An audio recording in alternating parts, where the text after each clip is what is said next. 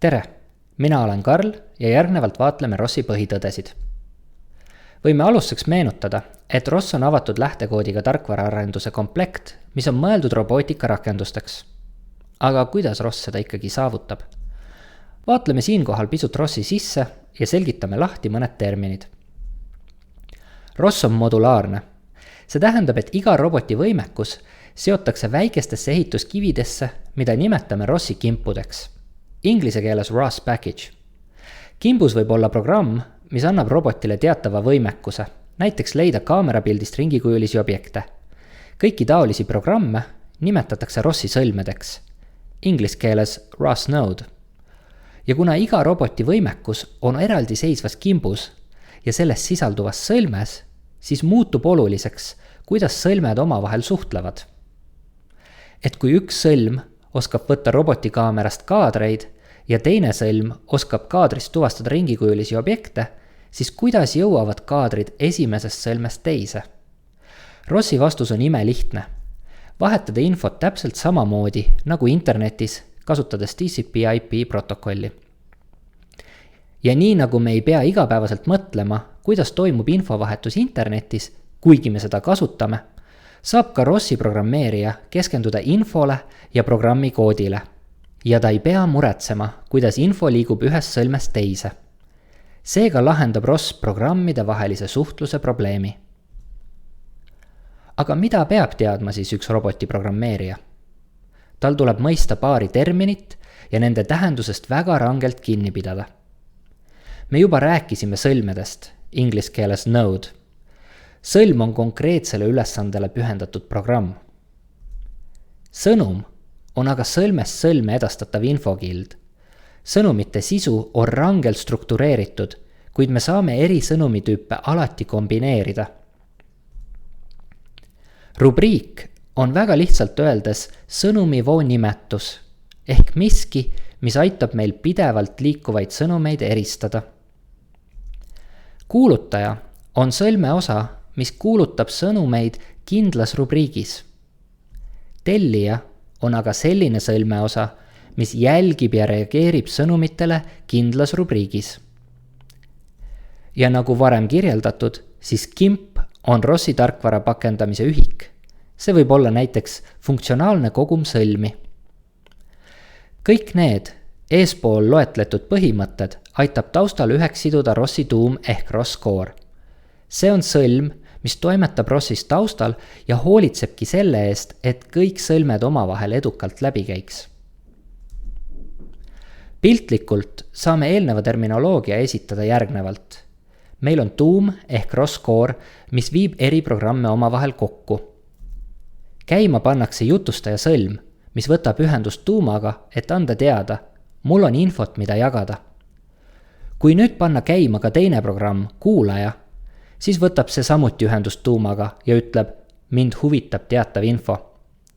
Kui aga tuum tuvastab, et jutustajal on just see info, mida kuulaja soovib, siis viib ta need kaks sõlme omavahel kokku ja info hakkab otse liikuma jutustajalt kuulajale.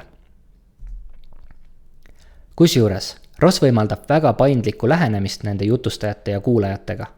Meil võib olla mitu kuulajat ühel jutustajal ja kuulaja võib mõnel muul teemal olla hoopis jutustaja. Või kui kasutame nüüd täpselt ROS-i terminoloogiat. Üks sõlm võib kuulutada sõnumeid rubriigis, millel on mitmeid tellijaid. Üks sõlm võib ka tellida sõnumeid rubriigist, milles on mitmeid kuulutajaid.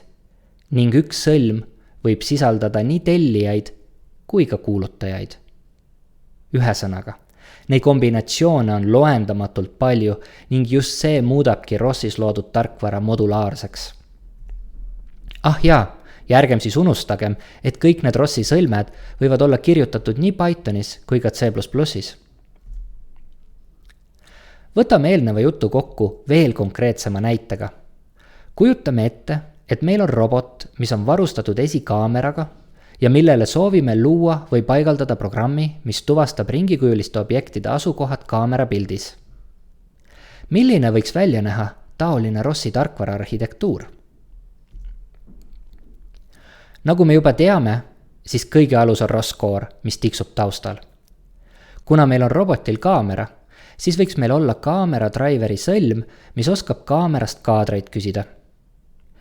Käivitudes võtab driveri sõlm ühendust ROS-core'iga ning annab teada, et kuulutab rubriigis esikaamera sõnumeid tüübiga Sensor Messages Image. Sõnumi tüüp kirjeldab, kuidas on sõnumis sisalduvad andmed struktureeritud. See ja paljud teised sõnumitüübid on juba varasemalt loodud ning saame neid hõlpsasti taaskasutada. Kui me nüüd soovime kaamerapilti analüüsida, siis tuleb käivitada sõlm, mis seda teeb. Valime sõlme, mis tuvastab kaadrist ringikujulisi objekte. Sarnaselt driveri sõlmele pöördub ka tuvasta ringid sõlm esiteks ROS-core'i poole, et anda viimasele teada, tellin sõnumeid rubriigis esikaamera. Nüüd viib juba ROS-core 2 pöördumist omavahel kokku ja kaadri sõnumid rändavad kaamera driverist otse tuvasta ringid sõlme. Kui nüüd mõni kolmas sõlm peaks samuti ROS-core'ile teada andma, et tellib sõnumeid rubriigis esikaamera, siis viib taaskord just ROS-core need sõlmed omavahel kokku, et sõnumid liiguks otse. Ja kuna ROS-is võib samas sõlmes olla nii kuulutajaid kui tellijaid, siis näiteks tuvasta ringid saab kuulutada ringide asukohti juba täiesti teises rubriigis just seda tüüpi andmete jaoks sobivas sõnumis. Nagu eelnevalt näha, võib juba võrdlemisi lihtsa robotsüsteemi ROS-i arhitektuur sisaldada mitmeid sõlmi.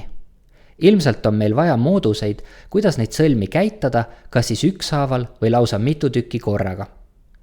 Ühe sõlme käitamiseks saame kasutada käsku ROS-run, mille puhul tuleb täiendavalt määratleda kimbu nimi ja sõlme nimi.